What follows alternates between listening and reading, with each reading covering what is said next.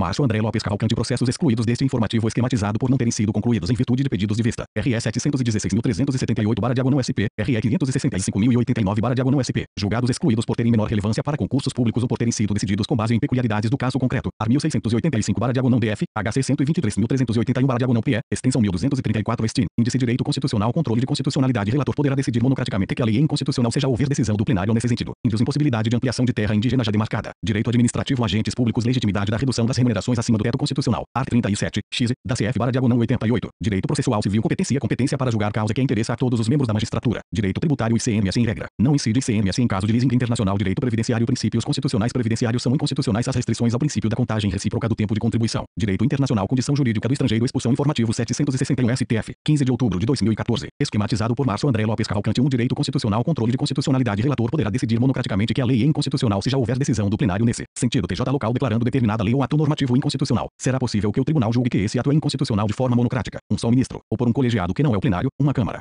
sem que isso implique violação à cláusula da reserva de plenário. Ora, se o próprio STF, ou o plenário do TJ local, já decidiram que a lei é inconstitucional, não há sentido de, em todos os demais processos tratando sobre o mesmo tema, continuar-se exigindo uma decisão do plenário ou do órgão especial. Nesses casos, o próprio relator monocraticamente, ou a câmara, ou turma, tem competência para aplicar o entendimento já consolidado e declarar a inconstitucionalidade da lei ou ato normativo. STF 2 a turma, RCL 17.185 AGRMT, réu, Celso de Mello, julgado em 30 de setembro de 2014, info 761. Se já houve pronunciamento anterior, emanado do plenário do STF ou do órgão competente do controle difuso de constitucionalidade no chamado controle difuso de constitucionalidade, também adotado pelo Brasil, ao lado do controle abstrato, qualquer juiz ou tribunal pode declarar a inconstitucionalidade de uma lei ou ato normativo no caso concreto. No entanto, se o tribunal for fazer essa declaração, deverá respeitar a cláusula de reserva de plenário. Cláusula de reserva de plenário. A chamada cláusula de reserva de plenário significa que, se o tribunal for declarar a inconstitucionalidade de uma lei ou ato normativo, é obrigatória que essa declaração de inconstitucionalidade seja feita pelo voto da maioria absoluta do plenário ou do órgão especial deste tribunal. Esta exigência da cláusula de reserva de plenário tem como objetivo conferir maior segurança jurídica para as decisões dos tribunais, evitando que, dentro de um mesmo tribunal, haja posições divergentes acerca da constitucionalidade de um dispositivo, gerando instabilidade e incerteza. A reserva de plenário é também conhecida como regra do full bench, full court ou julgamento em banco e está prevista no art. 97 da CF/88 e no art. 480 do CPC, art. 97. Somente pelo voto da maioria absoluta de seus membros ou dos membros do respectivo órgão especial poderão os tribunais declarar a inconstitucionalidade de lei ou ato normativo do poder público. Art. 480. Arguida a inconstitucionalidade de lei ou de ato normativo do poder público, o relator, ouvido o Ministério Público, submeterá a questão à turma ou câmara, a que tocar o conhecimento do processo. Exceções à cláusula de reserva de plenário. Existem duas mitigações à cláusula de reserva de plenário, ou seja, duas hipóteses em que o órgão fracionário poderá decretar a inconstitucionalidade sem necessidade de remessa dos autos ao plenário ou órgão especial. A. Quando o plenário ou órgão especial do tribunal que estiver decidindo já tiver se manifestado pela inconstitucionalidade da norma. B. Quando o plenário do STF já tiver decidido que a norma em análise é inconstitucional. Informativo 761 STF, 15 de outubro de 2014. Esquematizado por Márcio André Lopes Cavalcante. Essas exceções estão também consagradas no parágrafo único do art. 481 do CPC, art. 481, parágrafo único. Os órgãos fracionários dos tribunais não submeterão ao plenário ou ao órgão especial a arguição de inconstitucionalidade, quando já houver pronunciamento destes ou do plenário do Supremo Tribunal Federal sobre a questão ao que o STF decidiu no julgado noticiado no info 761. O STF reafirmou essas duas exceções acima, acrescentando, no entanto, uma peculiaridade. Caso esteja presente uma das duas situações acima, o relator do recurso poderá até mesmo sozinho, monocraticamente, declarar que a lei é realmente inconstitucional. Assim, o STF decidiu o seguinte: se já houve pronunciamento anterior, emanado do plenário do STF ou do órgão competente do TJ local, declarando determinada lei ou ato normativo inconstitucional, será possível que o tribunal julgue que esse ato é inconstitucional, de forma monocrática, um só ministro, ou por um colegiado que não é o plenário, uma câmara,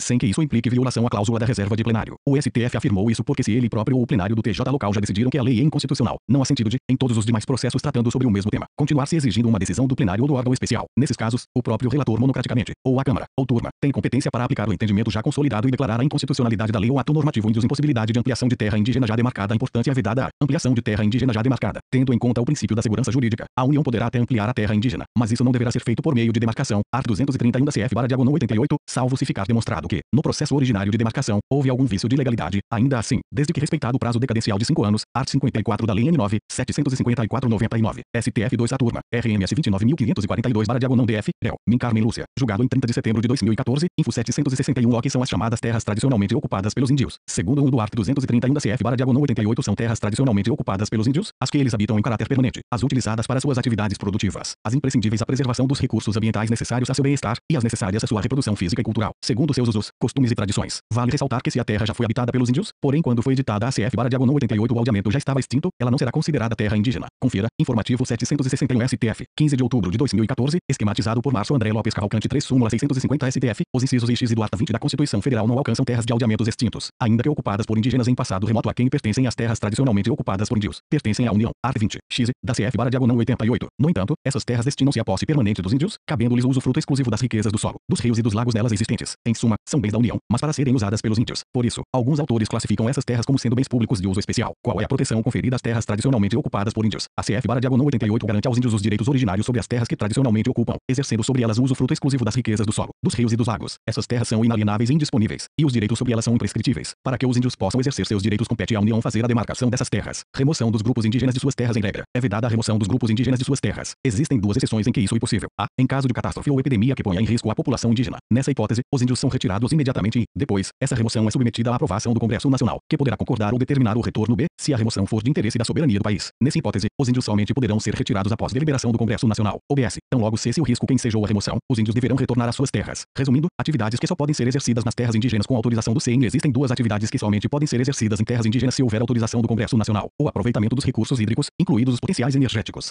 hidrelétrica, a pesquisa e a lavra das riquezas minerais, petróleo. Nesses dois casos, para que tais atividades sejam desenvolvidas é necessário que, antes, as comunidades afetadas sejam ouvidas e que haja autorização do Congresso Nacional por meio de decreto legislativo. Art. 49, XVI, da CF/diagonal 88. Se for autorizada a atividade, deverá ser assegurada aos índios uma participação nos resultados da lavra, na forma da lei. Demarcação das terras indígenas. Os índios possuem direitos sobre as terras por eles ocupadas tradicionalmente. Tais direitos decorrem da própria Constituição e existem mesmo que as terras ainda não estejam demarcadas. No entanto, o legislador determinou que a União fizesse essa demarcação a fim de facilitar a defesa desses direitos. A remoção dos índios de suas terras só pode ocorrer em duas hipóteses: 1. Catástrofe ou epidemia. O CN deverá referendar, ratificar, a remoção que foi realizada. 2. Interesse da soberania do país. O CN deverá autorizar a remoção antes que ela seja realizada. Informativo 761 STF, 15 de outubro de 2014. Esquematizado por Márcio André Lopes Cavalcante. 4. A demarcação é um processo realizado nos termos do decreto 1.775/96. Vejamos o resumo das principais etapas do procedimento. As terras tradicionalmente ocupadas por índios devem ser administrativamente demarcadas por iniciativa e sob a orientação da FUNAI. A demarcação será fundamentada em trabalhos desenvolvidos por antropólogo de qualificação reconhecida, que elaborará estudo antropológico de identificação. Além disso, a FUNAI designará grupo técnico especializado, composto preferencialmente por servidores da Fundação, com a finalidade de realizar estudos complementares de natureza etnohistórica, sociológica, jurídica, cartográfica, ambiental e o levantamento fundiário necessários à delimitação. O grupo indígena envolvido, representado segundo suas formas próprias, participará do procedimento em todas as suas fases. Se já houver não índios ocupando a área sob demarcação, a FUNAI deverá dar prioridade para a demarcação dessa referida terra. Os estados e municípios em que se localize a área sob demarcação e demais interessados podem se manifestar, apresentando à FUNAI todas as provas que tiverem, tais como títulos dominiais, laudos periciais, pareceres, declarações de testemunhas, fotografias e mapas, para o fim de pleitear indenização ou para demonstrar vícios, totais ou parciais, no relatório que foi feito pelo grupo técnico. Ao final, a FUNAI encaminhará o procedimento ao Ministro de Estado da Justiça. Em até 30 dias após o recebimento do procedimento, o Ministro de Estado da Justiça decidirá e, declarando, mediante portaria, os limites da terra indígena e determinando a sua demarcação, e, determinando novas diligências que julgue necessárias e que deverão ser cumpridas em até 90 dias, e, desaprovando a identificação e retornando os autos à FUNAI, mediante decisão fundamentada. Após a portaria do Ministro da Justiça, o Presidente da República homologará a demarcação das terras indígenas mediante decreto. Em até 30 dias após a publicação do decreto de homologação, a FUNAI promoverá o respectivo registro em cartório imobiliário da comarca correspondente e na Secretaria do Patrimônio da União, SPU. A FUNAI poderá, no exercício do poder de polícia, disciplinar o ingresso e trânsito de terceiros em áreas em que se constante a presença de índios isolados, bem como tomar as providências necessárias à proteção aos índios. OBS 1. A demarcação se dá por meio de processo administrativo, não é judicial. Além disso, importante ressaltar que o Congresso Nacional não participa da demarcação, ocorrendo ela apenas no âmbito do Poder Executivo. OBS 2. Mesmo após o processo de demarcação, a propriedade dessas terras continua sendo da União. Art. 20, x. Os índios detêm apenas o usufruto exclusivo das riquezas do solo, dos rios e dos lagos nelas existentes. O que acontece se já havia pessoas morando nas terras demarcadas, e se essas pessoas possuíam títulos de propriedade registrados em cartório, os não índios devem ser retirados do local, salvo se integrarem as comunidades indígenas locais e os próprios índios permitirem a sua presença.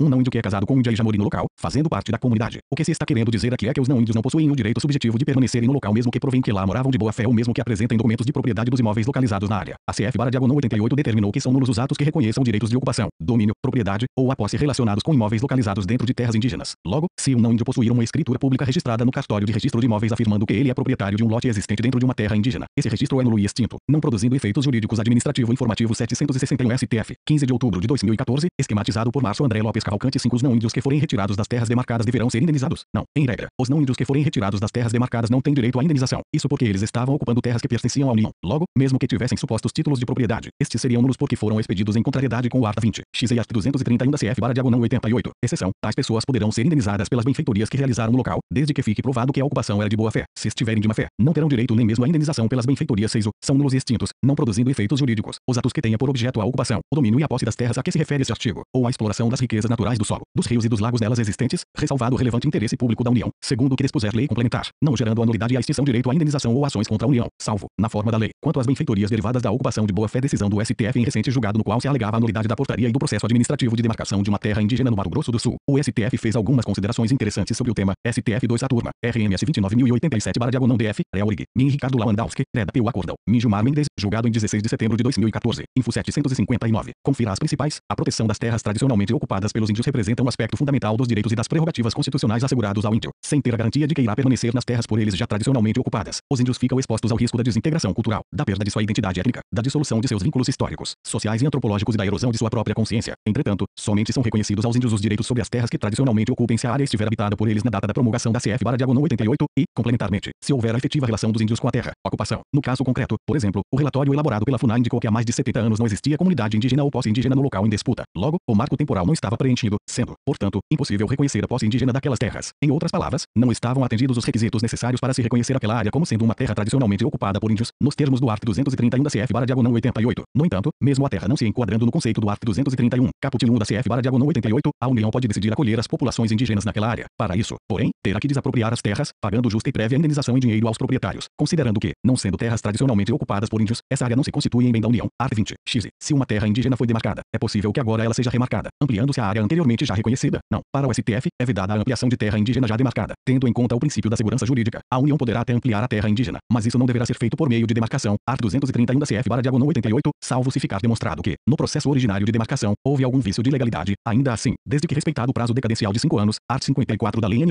754/99. No caso concreto julgado, o STF afirmou que é vedada a remarcação de terras indígenas demarcadas em período anterior a CF 1988. Isso porque ainda que tivesse havido alguma ilegalidade, já se passou o prazo decadencial para rever esse ato marco temporal marco da tradicionalidade da Informativo 761 STF, 15 de outubro de 2014, esquematizado por Márcio André Lopes Cavalcante 6 Direito Administrativo Agentes Públicos Legitimidade da redução das remunerações acima do teto constitucional, art. 37, x, da CF/88. Importante o teto de retribuição fixado pela SN 41, 2003 cede eficácia imediata e todas as verbas de natureza remuneratória recebidas pelos servidores públicos da União, dos Estados, do Distrito Federal e dos municípios devem se submeter a ele, ainda que adquiridas de acordo com o regime legal anterior. A aplicação imediata da SN 41, 2003 e a redução das remunerações acima do teto não afrontou o princípio da irredutibilidade nem violou a garantia do direito adquirido. Em outras palavras, com a SN 41, 2003, quem recebia acima do teto fixado, teve a sua remuneração reduzida para respeitar o teto. Essa redução foi legítima. STF, plenário, RS 609.381/GO, Réu, Min Teoriza Vasqui, julgado em 2 de outubro de 2014, Info 761 teto remuneratório ACF/88 prevê, em seu art. 37, x, o chamado teto remuneratório, ou seja, o valor máximo que os agentes públicos podem receber no país. O objetivo do Constituinte foi o de evitar que alguns agentes públicos recebessem os chamados supersalários, que são incompatíveis com o serviço público, além de um teto geral, nacional. O dispositivo constitucional prevê limites específicos para o âmbito dos estados e municípios, chamados de subtetos. O teto geral do serviço público no Brasil é o subsídio dos ministros do STF que, atualmente, está em cerca de R$ 30 mil.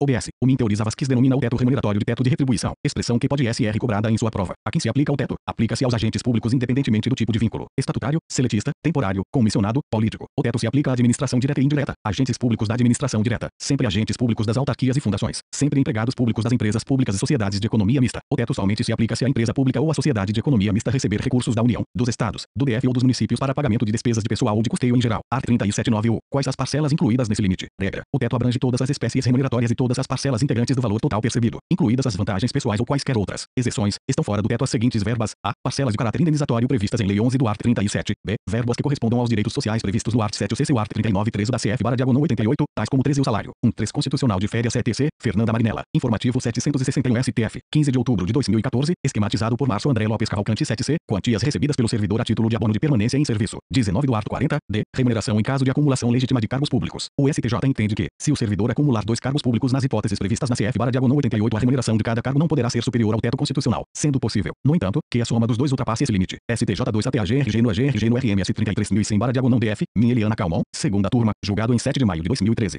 Se determinado ministro do STF for também professor da UNB, ele irá receber seu subsídio integral como ministro e mais a remuneração decorrente do magistério. Nesse caso, o teto seria considerado especificamente para cada cargo, sendo permitido que ele recebesse acima do limite previsto no art. 37, x e da CF se considerarmos seus ganhos globais. Os proventos recebidos pelo agente público aposentado também estão submetidos ao teto. Sim, a redação do art. 37, x menciona expressamente os proventos. O teto remuneratório existe desde quando? A redação originária da CF/88 já previa a existência de um teto remuneratório, mas o dispositivo constitucional não era auto-aplicável. Assim, na prática, o teto só foi implementado com a SN 41, 2003. Confira a evolução histórica do tema. Redação original da CF/88 previa, no inciso x e do art. 37, que cada ente da federação deveria editar sua própria lei fixando o teto remuneratório dos servidores públicos. Na prática, o teto não era exigido porque, segundo a jurisprudência, o inciso x não era auto-aplicável já que dependia de lei para produzir todos seus efeitos. S. 1998 alterou esse inciso estabelecendo que o teto remuneratório seria um só para todos os servidores públicos públicos do país, sendo este limite o subsídio mensal dos ministros do STF. Na prática, o teto continuava não sendo exigido porque ainda não havia lei. SC 41/2003 alterou novamente o inciso X e trazendo duas novidades importantes. 1. Passou a admitir que os estados e municípios instituíssem subtetos estaduais e municipais. 2. Previu que, mesmo sem lei regulamentando, o teto remuneratório deveria ser imediatamente aplicado utilizando-se como limite o valor da remuneração recebida, na época, pelo ministro do STF. Art. 8 da SC 41/2003. SC 47/2005 acrescentou 11 ao Art. 37 estabelecendo que estão fora do limite do teto as parcelas de caráter indenizatório previstas em lei. Dessa forma, na prática, o teto passou a vigorar no Brasil a partir da SN 41/2003, que foi publicada em 31 de dezembro de 2003. Isso porque, como vimos acima, essa emenda afirmou expressamente que, enquanto não houvesse lei regulamentando o inciso X, o valor do teto seria a remuneração do ministro do STF na época, ou o valor do teto remuneratório foi de R. cifrão 19.115,19, remuneração do ministro do STF naquele momento. Quando o teto foi finalmente implementado na prática, SC 41/2003, o que aconteceu com a remuneração das pessoas que recebiam acima do teto que foi instituído? Essas pessoas tiveram direito adquirido de continuar recebendo acima do teto? Não. O Art. 9 da SN 41/2003 determinou que qualquer remuneração ou proventos que estivessem sendo recebidos acima do teto deveriam ser imediatamente reduzidos ao limite fixado, não podendo a pessoa invocar direito adquirido. Assim, em 1º de janeiro de 2004, se o servidor público tinha uma remuneração de R. cifrão 25.000,00, por exemplo, ele passou a receber apenas R. cifrão 19.115,19. Obviamente, tal situação gerou reação das pessoas prejudicadas que recorreram ao Poder Judiciário questionando a constitucionalidade dessa previsão. O que decidiu o STF? Era possível aplicar imediatamente o teto previsto na SN 41/2003, reduzindo a remuneração de quem ganhava acima desse valor informativo 761 STF, 15 de outubro de 2014, esquematizado por Márcio André Lopes Cavalcante 8 sim. O STF decidiu, em sede de repercussão geral, que o teto estabelecido pela SC 41/2003 cede eficácia imediata e todas as verbas de natureza remuneratória recebidas pelos servidores públicos da União, dos Estados, do Distrito Federal e dos municípios devem se submeter a ele, ainda que adquiridas de acordo com o regime legal anterior. Em outras palavras, com a SN 41/2003, quem recebia acima do teto fixado, teve a sua remuneração reduzida para respeitar o teto. Essa redução foi legítima. Repito o exemplo dado acima. Em 1º de janeiro de 2004, se o servidor público tinha uma remuneração de R. cifrão 25.000,00, por exemplo, ele passou a receber apenas R. cifrão 19.115,19, em virtude da aplicação imediata da SN 41/2003. Mas isso não viola o princípio da irredutibilidade da remuneração proventos. Não. Segundo o STF, a garantia da irredutibilidade de remuneração proventos não impede a aplicação imediata do teto de retribuição. Isso porque o próprio texto constitucional, ao tratar sobre o princípio da irredutibilidade, ressalva expressamente o inciso X do art. 37, deixando claro que é possível a redução da remuneração proventos para aplicação do teto de retribuição. Nesse sentido, confira o art. 37, XV, art. 95 e art. 128.5 e c. Nas palavras do MIN teorizavas que, ao condicionar a fruição da garantia de irredutibilidade de vencimentos à observância do teto de retribuição, art. 37, x, da CF/88, a literalidade dos citados dispositivos constitucionais deixa fora de dúvida que o respeito ao teto representa a verdadeira condição de legitimidade para o pagamento das remunerações no serviço público, não a violação ao direito adquirido e ao ato jurídico perfeito. Não. O art. 5, XXXVI, a lei não prejudicará o direito adquirido, o ato jurídico perfeito e a coisa julgada, também não pode ser invocado para excepcionar a imposição do teto de retribuição. Segundo o STF, a cláusula da irredutibilidade somente pode ser invocada se a remuneração que estava sendo recebida pelo servidor estava em conformidade com a CF/88. Desse modo, os vencimentos acima do teto constitucional, ainda que com beneplácito de disciplinas normativas anteriores, não estão amparados pela regra da irredutibilidade. O pagamento de remunerações superiores aos tetos de retribuição, além de se contrapor aos princípios da moralidade, da transparência e da austeridade na administração dos gastos com custeio, representa gravíssima quebra da coerência hierárquica essencial à organização do serviço público. O MIN Zavascki lembrou, por fim, que o fato de o art. 9 da SC 41/2003 ser objeto de ação direta de inconstitucionalidade ainda pendente de apreciação, não impediria, contudo, que o STF fizesse impor a força normativa do próprio art. 37, x, da CF, cujo enunciado seria suficiente para coibir situações inconstitucionais de remuneração excessiva. Entendimento do STJ. Vale ressaltar que o STJ já possuía entendimento consolidado nesse mesmo sentido, em consonância com o decidido pela Corte Suprema. Este Superior Tribunal de Justiça tem reiteradamente se pronunciado no sentido de que não há direito adquirido ao recebimento dos vencimentos ou proventos acima do teto constitucional, incluindo, se aí os valores recebidos a título de adicional por tempo de serviço, dada a sua natureza remuneratória. Precedentes 2. Desse modo, a partir de 19 de dezembro de 2003, data da promulgação da SN 4103, as vantagens pessoais, de qualquer espécie, devem ser incluídas no redutor do teto remuneratório, conforme entendimento pacífico do STF e deste STJ, STJ2 a turma, RMS 46.173/MG, réu, Minhoge e Fernandes, julgado em 16 de setembro de 2014, informativo 761 STF, 15 de outubro de 2014, esquematizado por Márcio André Lopes Cavalcante 9 Direito Processual Civil competência para julgar causa que interessa a todos os membros da magistratura sejam direta ou indiretamente interessados, é de competência originária do STF. Vale ressaltar, no entanto, que a causa não será da competência originária do STF se a matéria discutida, além de ser do interesse de todos os membros da magistratura, for também do interesse de outras carreiras de servidores públicos. Além disso, para incidir o dispositivo, o texto constitucional preconiza que a matéria discutida deverá interessar a todos os membros da magistratura e não apenas a parte dela. Com base nesses argumentos, o STF decidiu que não é competente para julgar originariamente ação intentada por juiz federal postulando ajuda de custo decorrente de remoção, tendo em vista que esse pedido é comum a diversas carreiras públicas, o que afasta a competência da Suprema Corte. STF 1 a turma, AR 744.436 AGRPE, réu, Min Rosa Weber, julgado em 30 de setembro de 2014, info 761, STF 2 a turma, ao 1840 AGRPR, réu, Min Ricardo Lewandowski, julgado em 11 de fevereiro de 2014, info 735, o art. 102, e N, da CF/88 determina que a ação em que todos os membros da magistratura competência para julgar a causa que for de interesse da magistratura, a fim de garantir a imparcialidade. A CF/88 determina que, se a causa for de interesse de todos os membros da magistratura, ela deverá ser julgada originariamente pelo próprio STF. Art. 102. Compete ao Supremo Tribunal Federal, principalmente, a guarda da Constituição, cabendo-lhe, e, processar e julgar, originariamente, N, a ação em que todos os membros da magistratura sejam direta ou indiretamente interessados. e aquela em que mais da metade dos membros do tribunal de origem estejam impedidos ou sejam direta ou indiretamente interessados. Relembrada essa regra, vejamos a seguinte situação adaptada. João, juiz federal, propôs ação contra a União pedindo o pagamento de determinada gratificação que é paga aos procuradores da República, mas que não é prevista na lei aos membros da magistratura da União. O que João pleiteou foi o pagamento de ajuda de custo pelo fato de ter assumido o cargo de juiz federal substituto e ter ido morar em outra localidade. Afirmou que essa verba é paga ao MPF, mas não aos magistrados federais. Assim, como fundamento jurídico, o autor invocou o princípio da simetria entre as carreiras, argumentando que a CF/diagonal 88 atribuiu idêntico tratamento aos membros da magistratura e do MP e que, portanto, a lei infraconstitucional não pode conferir vantagens para uma carreira sem oferecer igual verba para a outra. Essa causa é de competência originária do STF com base no art. 109 e n da CF/diagonal 88. Não, o STF, ao interpretar essa previsão do art. 102 e n da CF/diagonal 88, faz duas importantes restrições. 1. A causa não será da competência originária do STF se a matéria discutida, além de ser do interesse de todos os membros da magistratura, for também do interesse de outras carreiras de servidores públicos.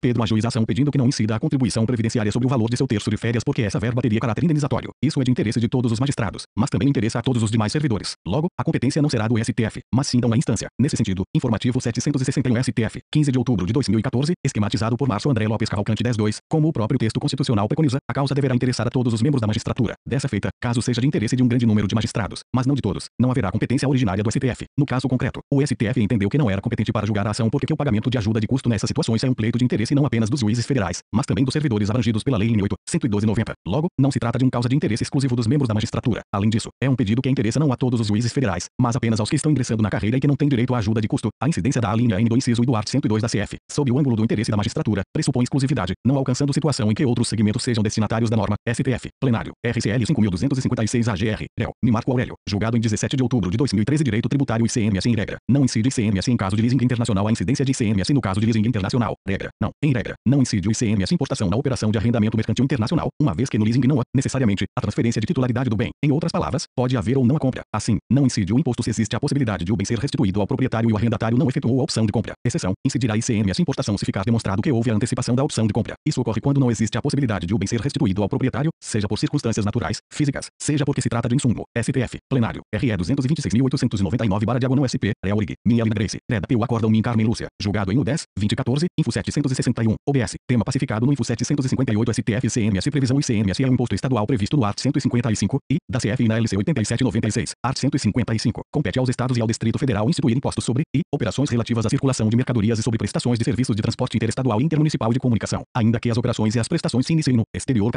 Principais características do imposto plurifásico incide sobre o valor agregado, obedecendo-se ao princípio da não cumulatividade. Informativo 761 STF, 15 de outubro de 2014, esquematizado por Márcio André Lopes Cavalcante 11 real. As condições da pessoa são irrelevantes. Proporcional, não é progressivo. Fiscal, tem como função principal a arrecadação. Fatos geradores. Eduardo Sabag afirma que, resumidamente, o ICMS pode ter os seguintes fatos geradores. Manual de Direito Tributário 4ed, São Paulo, Saraiva, 2012, P1061, circulação de mercadorias, prestação de serviços de transporte intermunicipal, prestação de serviços de transporte interestadual, prestação de serviços de comunicação. Vale ressaltar que incide o ICMS mesmo que as operações e as prestações se iniciem no exterior. Art. 155 e da CF/diagonal 88. Nesse caso, a doutrina chama de ICMS importação. Assim, haverá cobrança de ICMS importação nos casos de mercadoria importada do exterior ou nas hipóteses de serviço prestado no exterior. Uma empresa que fabrica roupas deverá pagar ICMS se comprou da China uma máquina têxtil para utilizar em sua linha de produção. Arrendamento mercantil, leasing. O que é o leasing? O arrendamento mercantil, também chamado de leasing, é uma espécie de contrato de locação no qual o locatário tem a possibilidade de, ao final do prazo do ajuste, comprar o bem pagando uma quantia chamada de valor residual garantido. VRG. Opções do arrendatário. Ao final do leasing, o arrendatário terá 3 opções: renovar a locação, prorrogando o contrato, não renovar a locação, encerrando o contrato, pagar o valor residual e, com isso, comprar o bem alugado. Exemplo, A faz um contrato de leasing com a empresa B para arrendamento de um veículo 0 km pelo prazo de 5 anos. Logo, A pagará todos os meses um valor a título de aluguel e poderá usar o carro. A principal diferença para uma locação comum é que ao final do prazo do contrato, poderá pagar o valor residual e ficar definitivamente com o automóvel. OBS. É comum, na prática, que o contrato já estabeleça que o valor residual será diluído nas prestações do aluguel. Assim, o contrato prevê que o arrendatário já declara que deseja comprar o bem e, todos os meses, junto com o valor do aluguel, ele paga também o valor residual de forma parcelada. Como dito, isso é extremamente frequente, especialmente no caso de leasing financeiro. No entanto, nem sempre isso ocorre. O STJ considera legítima essa prática. Sim, trata-se de entendimento simulado do STJ, súmula 293. A cobrança antecipada do valor residual garantido, VRG, não descaracteriza o contrato de arrendamento mercantil. Informativo 761 STF, 15 de outubro de 2014, esquematizado por Márcio André Lopes Cavalcante. 12 modalidades de leasing. Existem 3 espécies de leasing: leasing financeiro, leasing operacional, leasing de retorno. Leasing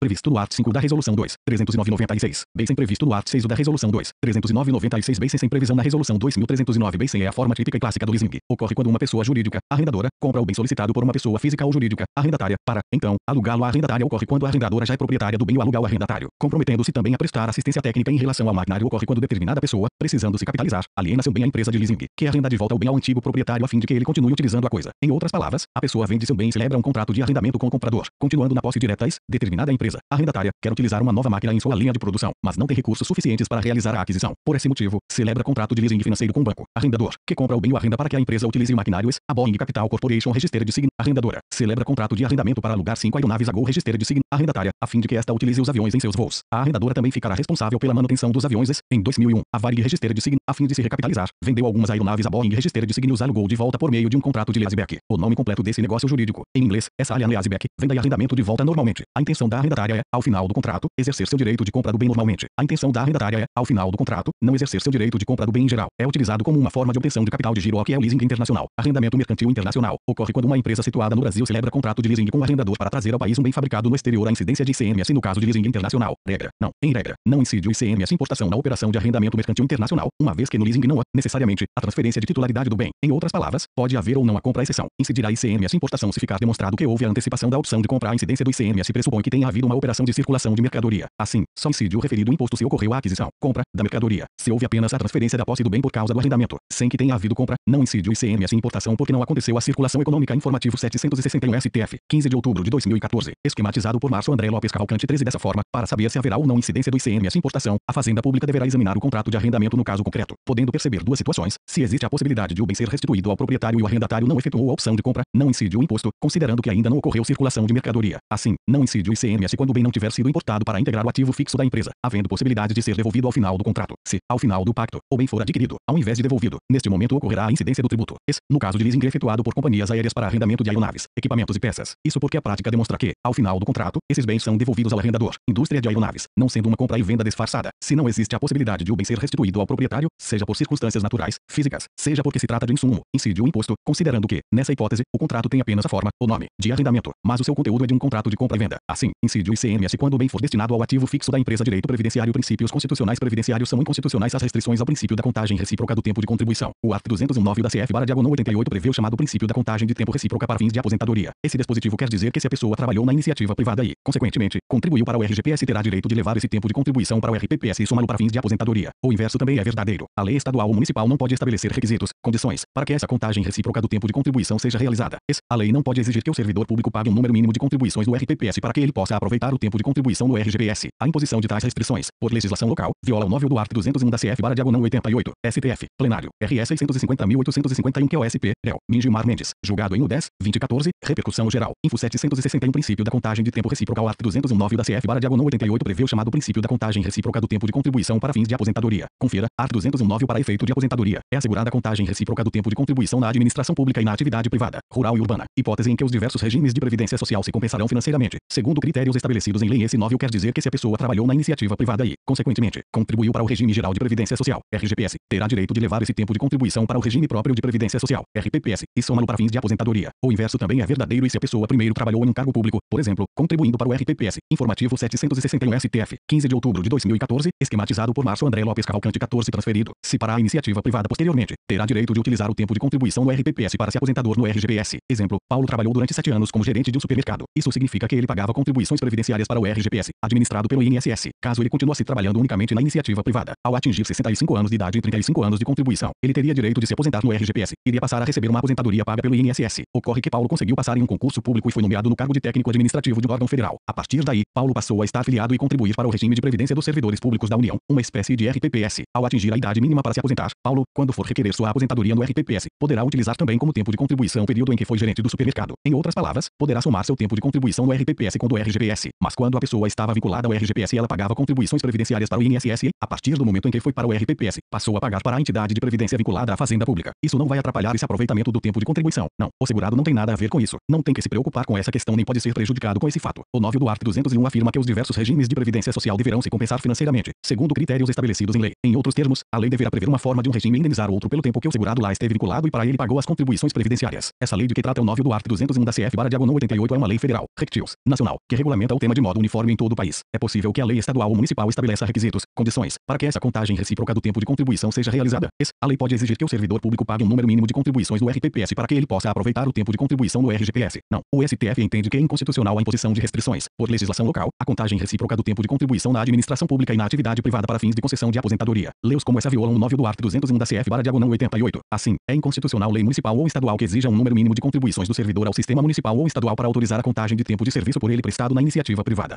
No caso concreto julgado pelo STF. A lei de um município do interior de São Paulo exigia que o servidor público tivesse trabalhado no mínimo 10 anos no serviço público municipal para que pudesse aproveitar o tempo de contribuição prestado na iniciativa privada. Se tivesse menos que esse tempo, o servidor não poderia utilizar o tempo que trabalhou vinculado ao RGPS para se aposentar. Obviamente, esta lei é inconstitucional por violar o princípio da contagem de tempo recíproca 9 do art. 201 da CF/88. Segundo critérios estabelecidos em lei, a parte final do 9 do art. 201 da CF/88 utiliza a seguinte expressão: segundo critérios estabelecidos em lei. Vale ressaltar, no entanto, que, quando o dispositivo constitucional fala isso, não significa que ele esteja impondo condições ou critérios para o exercício do princípio da contagem recíproca. Esses critérios devem ser estabelecidos para a compensação entre os regimes de previdência, e não para a fruição da contagem recíproca. Informativo 761 STF, 15 de outubro de 2014, esquematizado por Márcio André Lopes Cavalcante 15. Devemos, portanto, dividir o 9 em duas partes. Para efeito de aposentadoria, é assegurada a contagem recíproca do tempo de contribuição na administração pública e na atividade privada, rural e urbana. Quando ocorrer a contagem de tempo recíproca, os diversos regimes de previdência social deverão se compensar financeiramente, segundo critérios estabelecidos em lei. Resumindo, os critérios estabelecidos em lei são apenas para as regras de compensação, não podendo atrapalhar o segurado de aproveitar o tempo de contribuição prestado em cada um dos regimes. Para o segurado, o direito de contagem recíproca foi consagrado pela CF/88 sem qualquer condicionante, sendo auto-aplicável, não podendo a lei infraconstitucional impor restrições. Cuidado nos concursos. O princípio da contagem recíproca do tempo de contribuição só vale para um benefício previdenciário, a aposentadoria. Essa é a redação literal do 9 do art. 201, que diz o seguinte: para efeito de aposentadoria, veja como o tema é cobrado constantemente nas provas. Procurador Federal AGO 2013 CESP. Para fins de concessão dos benefícios previstos no RGPS ou no serviço público, é assegurada a contagem recíproca do tempo de contribuição na atividade privada e do tempo de serviço na administração pública, hipótese em que os diferentes sistemas de previdência social se compensarão financeiramente. Errado. Direito internacional. Condição jurídica do estrangeiro. Expulsão. Atenção. Concursos federais. Só estrangeiro expulso do Brasil não tem direito de reingressar se o processo de expulsão obedeceu às normas previstas no decreto 66.689, 1970 e o estrangeiro não apresentou defesa capaz de desfazer o conceito de pessoa nociva e perigosa a ele imputado. STF 1 a turma. HC 119.773/não DF. Réu. Min Carmen Lúcia. Julgado em 30 de setembro de 2014. Info 761 O que é o Instituto da Expulsão no Direito Internacional Público. Expulsão é o ato por meio do qual o Estado manda embora de seu território o estrangeiro que tem comportamento nocivo ou inconveniente aos interesses nacionais. Veja o que diz o Estatuto do Estrangeiro. Lei N. 6, 815/80. Art. 65. É passível de expulsão o estrangeiro que, de qualquer forma, atentar contra a segurança nacional, a ordem política ou social, a tranquilidade ou moralidade pública e a economia popular, ou cujo procedimento o torne nocivo à conveniência e aos interesses nacionais. Parágrafo único. É passível, também, de expulsão o estrangeiro que: a. praticar fraude a fim de obter a sua entrada ou permanência no Brasil. B. havendo entrado no território nacional com infração à lei, dele não se retirar no prazo que lhe for determinado para fazê-lo, não sendo aconselhável a deportação. Informativo 761 STF, 15 de outubro de 2014, esquematizado por Márcio André Lopes Cavalcante 16C, entregar-se à vadiagem ou à mendicância, ou D. desrespeitar proibição especialmente prevista em lei para estrangeiro. De quem é a competência para a expulsão? O Estatuto do Estrangeiro afirma que caberá exclusivamente ao Presidente da República resolver sobre a conveniência e a oportunidade da expulsão ou de sua revogação. Art. 66. A expulsão ou a sua revogação deverá ser feita por meio de decreto. Apesar da lei mencionar exclusivamente, é possível que o Presidente delegue esse ato de expulsão. Sim, é possível que o decreto de expulsão de estrangeiro seja subscrito pelo Ministro da Justiça, por delegação do Presidente da República. O Poder Judiciário poderá avaliar a decisão de expulsão. Sim, é possível. No entanto, como o ato de expulsão é considerado discricionário, somente cabe ao Poder Judiciário analisar se ele foi praticado em conformidade ou não com a legislação em vigor. Controle de legalidade. Não podendo examinar a sua conveniência e oportunidade, ou seja, não poderá realizar o controle sobre o mérito da decisão. É possível algum tipo de recurso administrativo contra a decisão de expulsão. Em regra, é possível que o interessado formule pedido de reconsideração no prazo de 10 dias, a contar da publicação do decreto de expulsão. Excepcionalmente, não caberá pedido de reconsideração se a expulsão foi por causa de infração contra a segurança nacional, a ordem política ou social e a economia popular, tráfico de drogas, ou de desrespeito à proibição especialmente prevista em lei para estrangeiro. O art. 75 da Lei N. 6, 815/80 prevê 3 hipóteses nas quais não poderá ocorrer a expulsão. Não se procederá à expulsão. 1. Se implicar extradição inadmitida pela lei brasileira. Explico. Se o estrangeiro se enquadra em uma das hipóteses nas quais não cabe extradição, também não será possível a expulsão, pois haveria uma burla na regra. 2. Quando o estrangeiro tiver cônjuge brasileiro do qual não esteja divorciado ou separado, de fato ou de direito, e desde que o casamento tenha sido celebrado há mais de 5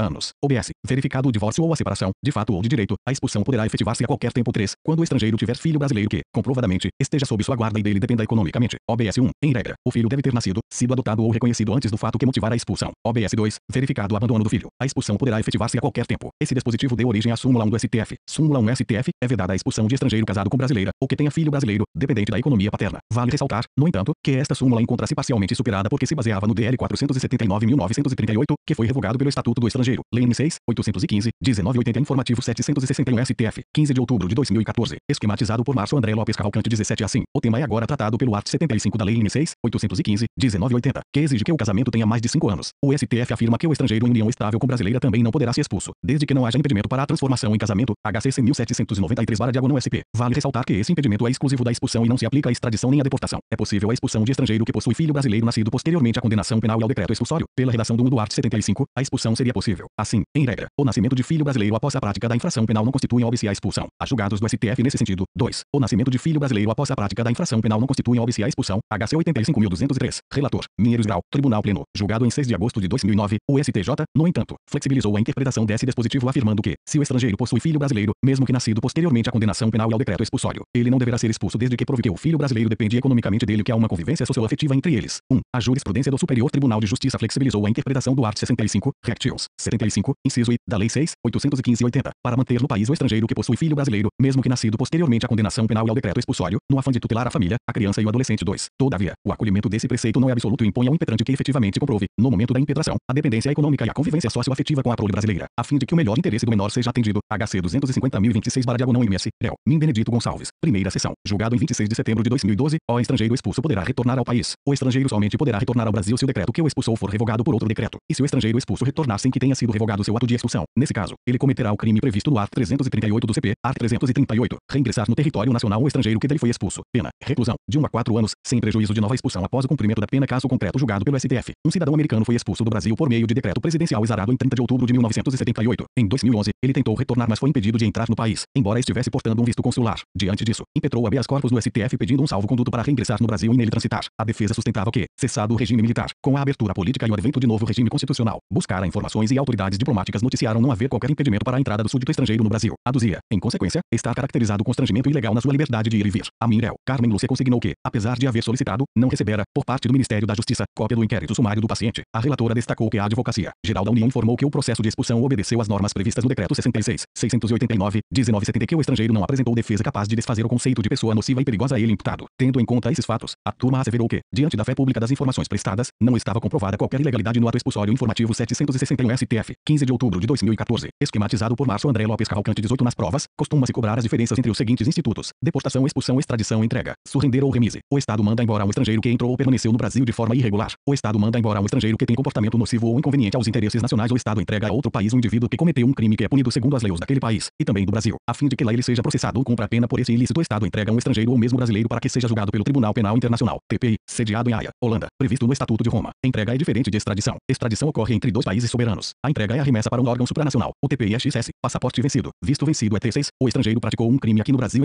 Um cidadão do Zeualá comete um crime e foge para o Brasil. Indivíduo praticou genocídio, crime de guerra, de agressão ou crime contra a humanidade. Ato de ofício do Brasil é ato de ofício do Brasil. Depende de pedido formulado pelo outro país. Depende de pedido do TPI. Ato de competência do Departamento de Polícia Federal. É ato de competência do Presidente da República, podendo ser delegado ao Ministro da Justiça ao pedido de extradição feito por Estado. O estrangeiro é examinado pelo STF. Autorizado o pleito extradicional pelo STF, cabe ao Presidente da República decidir, de discricionária, entrega, ou extraditando o requerente forma sobre a não, do ao governo. Os demais temas sobre a entrega para o TPI ainda estão em discussão, sendo o mais importante deles o seguinte: é possível a entrega de um brasileiro nato para ser julgado pelo TPI 1A? Sim, a entrega de um nacional brasileiro não fere a CF/diagonal 88, art. 5, L, porque a entrega se dá ao TPI e não a um Estado estrangeiro. Desse modo, a entrega é diferente de extradição. O que a CF veda é a extradição de brasileiros natos. Valério Mazzoli 2. Não, apesar da diferença técnica, formal, portanto, entre os institutos, parece evidente que, materialmente, ambos implicam o mesmo tipo e grau de constrangimento à liberdade individual. Paulo Queiroz. Prevaleceu uma corrente. O deportado é mandado para o país de sua nacionalidade e procedência, ou para outro que aceite recebê-lo. O expulso é mandado para o país de sua nacionalidade ou procedência, ou para outro que aceite receber. A pessoa extraditada é mandada para o país que requereu a extradição. O deportado poderá reingressar no Brasil se obtiver todos os documentos necessários e ressarcir o tesouro pelas despesas com a sua deportação. Além de pagar a multa devida ao estrangeiro, somente poderá retornar ao Brasil se o decreto que o expulsou for revogado por outro decreto segundo o entendimento do Ministério da Justiça. Nada impede o retorno ao Brasil de estrangeiro já extraditado, após o cumprimento da pendência com a Justiça do país requerente, desde que não haja também sido expulso do território nacional. OBS 1. A falsificação de passaporte ou visto configura uma irregularidade no ingresso ou permanência do estrangeiro. No entanto, para a lei brasileira, trata-se de ato tão grave que enseja a expulsão, e não mera deportação. Portela, Paulo Henrique Gonçalves. Direito Internacional Público e Privado 2 AED, Salvador, Juspodivin, 2010, P261, OBS 2. O estrangeiro que tem cônjuge ou filho brasileiro pode ser extraditado. Sim, súmula 421 STF. Não impede a extradição a circunstância de ser o extraditado casado com brasileira ou ter filho brasileiro. Informativo 761 STF, 15 de outubro de 2014, esquematizado por Márcio André Lopes Cavalcante 19. Julgue os itens a seguir. Exercícios 1. DPRO 2012 CESP. Para efeito dos benefícios previstos no RGPS ou no serviço público, é assegurada a contagem recíproca do tempo de contribuição na atividade privada, rural e urbana, e do tempo de contribuição ou de serviço na administração pública. Entretanto, os diferentes sistemas de previdência social não se compensarão financeiramente. 2. XNOAB 2014 FGV. A respeito da extradição e ou expulsão de estrangeiro do Brasil, assinale a afirmativa correta. A. É passível de extradição o estrangeiro que, de qualquer forma, atentar contra a segurança nacional, a ordem pública ou social, a tranquilidade ou a moralidade pública e a economia popular, ou cujo procedimento o torne nocivo à conveniência e aos interesses nacionais. B. É passível de extradição o estrangeiro que praticar fraude a fim de obter a sua entrada ou permanência no Brasil. C. Caberá exclusivamente ao Presidente da República resolver sobre a conveniência e a oportunidade de expulsão do estrangeiro ou de sua revogação. D. A expulsão do estrangeiro não poderá efetivar-se se houver processo ou ocorrido condenação. 3. AGO 2012. É expressamente proibida pela CF a extradição ou entrega de brasileiro nato a autoridades estrangeiras. 4. AGO 2012. O direito brasileiro veda a deportação de estrangeiro acusado da prática de crime político. 5. DPU 2010. Considere que um estrangeiro tenha sido expulso do país por pertencer à célula terrorista e ter participado do sequestro de autoridades brasileiras. Considere, ainda, que, após a abertura de inquérito no Ministério da Justiça, no qual foi assegurada ampla defesa ao alienígena, o Presidente da República tenha decidido, por meio de decreto, pela sua expulsão do país. Nessa situação, o estrangeiro só poderá voltar ao país mediante decreto presidencial que revogue o anterior. 6. O ABVI Exame 2012, Jean-Pierre, cidadão estrangeiro, foi preso em flagrante em razão de suposta prática de crime de falsificação de passaporte com o objetivo de viabilizar sua permanência no Brasil. Diante dessa situação hipotética, assinale a afirmativa correta. A fraude para obter a entrada e permanência no território brasileiro constitui motivo suficiente para a expulsão do estrangeiro, cabendo, exclusivamente, ao Presidente da República, de forma discricionária, resolver sobre a conveniência e oportunidade da sua retirada compulsória do país. O ilícito deverá ser apurado no âmbito do Ministério das Relações Exteriores, tornando desnecessária a instauração de processo administrativo ou inquérito para fins de apuração dos fatos que ensejam a expulsão. O mérito do ato de expulsão é analisado mediante juízo de conveniência e oportunidade, discricionariedade, sendo descabido o ajuizamento de ação judicial para impugnar suposta lesão ou ameaça de lesão a direito, devendo, nesse caso, o juiz rejeitar a petição inicial por impossibilidade jurídica do pedido. A fraude para obter entrada e permanência no território brasileiro não é motivo para fundamentar ato de expulsão de estrangeiro. 7. Juiz Federal TRF 1, 2011. Somente é passível de expulsão do território brasileiro o estrangeiro que sofra condenação por crimes que atentem contra a segurança nacional ou a ordem política ou social. 8. Juiz Federal TRF 1, 2011. A deportação, como forma de exclusão do estrangeiro do território brasileiro, somente se efetiva mediante ato que, exarado pelo Ministro de Estado da Justiça, impeça o retorno do deportado ao país. Informativo 761 STF, 15 de outubro de 2014. Esquematizado por Márcio André Lopes Cavalcante 29. Juiz Federal TRF 2, 2014. Banca própria B. Assinale a opção correta. A extradição é espécie do gênero cooperação jurídica internacional e consiste na entrega de um Estado a outro, e a pedido deste, de pessoa que, no território do requerente, deva responder a processo penal ou cumprir pena. Há casos excepcionais em que a extradição passiva pode ocorrer em relação a brasileiro. A extradição ativa não pode abranger brasileiros, salvo hipótese excepcional, ocorrida antes da aquisição da opção de nacionalidade. Os requisitos e o exame da extradição, tanto a ativa quanto a passiva, estão sujeitos a controle judicial pelo juiz federal de um grau, que pode anular a solicitação feita pelo Ministério da Justiça à autoridade estrangeira, ou por ele recebida.